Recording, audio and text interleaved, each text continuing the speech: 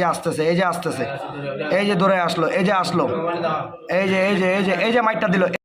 পীরগঞ্জে তেল পাম্পে হামলার অভিযোগ, তেল বিক্রি বন্ধ। ঠাকুরগাঁওয়ের পীরগঞ্জে মোটরসাইকেলে তেল বিতরণকে কেন্দ্র করে একটি ফিলিং স্টেশনে হামলার ঘটনা ঘটেছে।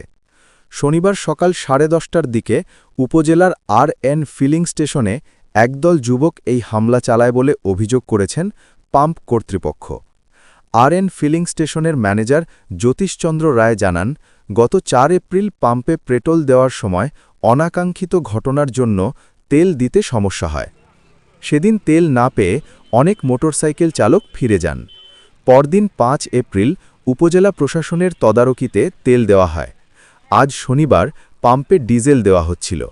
এ সময় পরিজুল ইসলাম হৃদয় নামে এক যুবক হঠাৎ করেই তার বাহিনী নিয়ে পাম্পে হামলা চালিয়ে লাঠি দিয়ে মেশিন আঘাত করে।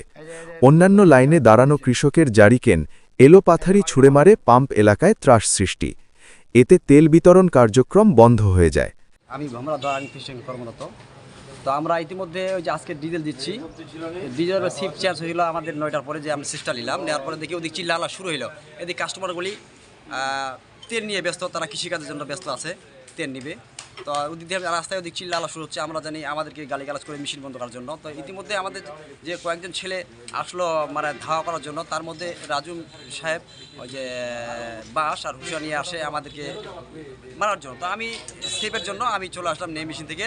তো ওদিকে মেশিনে কয়েকটা বাড়ি মারছে, এই নিয়ে হুমকি টুমকি দিয়ে আমাদেরকে যেন শান্তি শৃঙ্খলভাবে এই প্রতিষ্ঠানটি চলে, জনগণ সাধারণও ভোগ করতে পারে, এটাই আমরা নিরাপত্তা চাই সবার কাছে। আমরা ডিজেল বিক্রি করতেছিলাম, ওখান থেকে আস্তার পাশে থেকে বলতেছে এইবার ডিজেল বন্ধ করা মেশিন। তখন আমরা একসাথে কয়েকজন আসার পরে তখন আমরা নিচে নামে লাঠিটা হুসা নিয়ে আসছিল। তখন আমাদের একটা ছেলে আসলে ওখানে, আমি একটু নিচে নামে আসছিলাম আর কি। ওদের ভয়ে আমরা ঘরে চলে আসছিলাম। আমরা তো পাবলিকের সেবা হচ্ছে, এরকম করা ঠিক হয়নি আর কি। চাই আমরা ওদের বিচার চাই। বিষয়টি তাৎক্ষণিক প্রশাসনকে জানানো হয়। হামলা করার অভিযোগ অস্বীকার করেছেন পরিজুল ইসলাম হৃদয়। পাল্টা অভিযোগ করে বলেন, গত 4 এপ্রিল পাম্পে অবৈধভাবে তেল বিক্রি করা হচ্ছিল, যা আমি প্রতিবাদ করেছিলাম। সেই ঘটনার জেরে আজ সকালে আমার ছেলেকে স্কুলে দিয়ে আসার পথে পাম্পের লোকজন আমার ওপর হামলা করে। পরে এলাকাবাসী ক্ষুব্ধ হয়ে তেল দেওয়া বন্ধ করে দেয়। এর বাইরে বড় কোনো ঘটনা ঘটেনি। তো 4 তারিখে এরা অবৈধভাবে তেল দিচ্ছিল, আমরা প্রতিবাদ করাই আমাদের পরে মালিক পক্ষ একটু ক্ষুব্ধ হয়। তো আজকে আমি সকালবেলা আমার ছেলেকে মিলনবাজার স্কুলে পৌঁছে দিতে গেছিলাম। তো ওনার ইন্ধনে ওনার ছেলে পেলে কিছু আমাকে আটক করে ওইখানে। তো আমাকে আনতে গেছিল আমার চাচা হৃদয়, আর এই যে সবুজ চাচা গেছিল আমাকে আনতে গেছিল।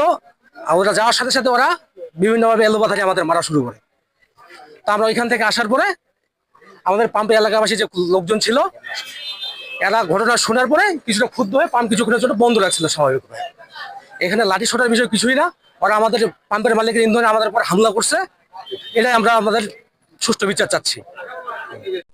এ বিষয়ে পীরগঞ্জ উপজেলা নির্বাহী অফিসার গোলাম রব্বানী সর্দার জানান, ঘটনাটি সম্পর্কে আমি অবগত হয়েছি। বিষয়টি নিয়ে ঊর্ধ্বতন কর্তৃপক্ষের সাথে কথা বলে প্রয়োজনীয় ব্যবস্থা গ্রহণ করা হবে।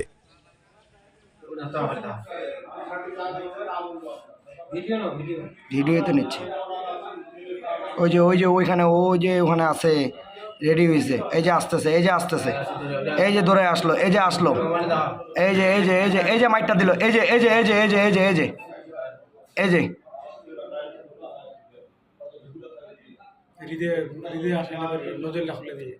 দেখি না আগে, এই যে লোকগুলো আসতেছে, এই যে আসতেছে, এই যে নজল, এই যে টান দিছে, এই যে বাড়িটা মারলো।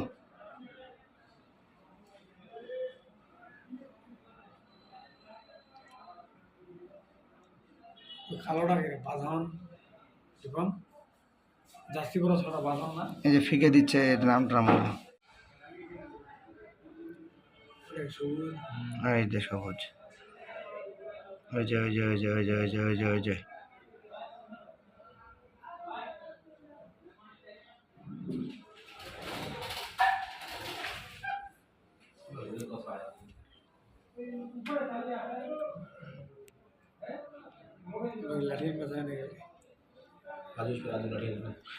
বাড়িটা কে দিবে? বাড়িটা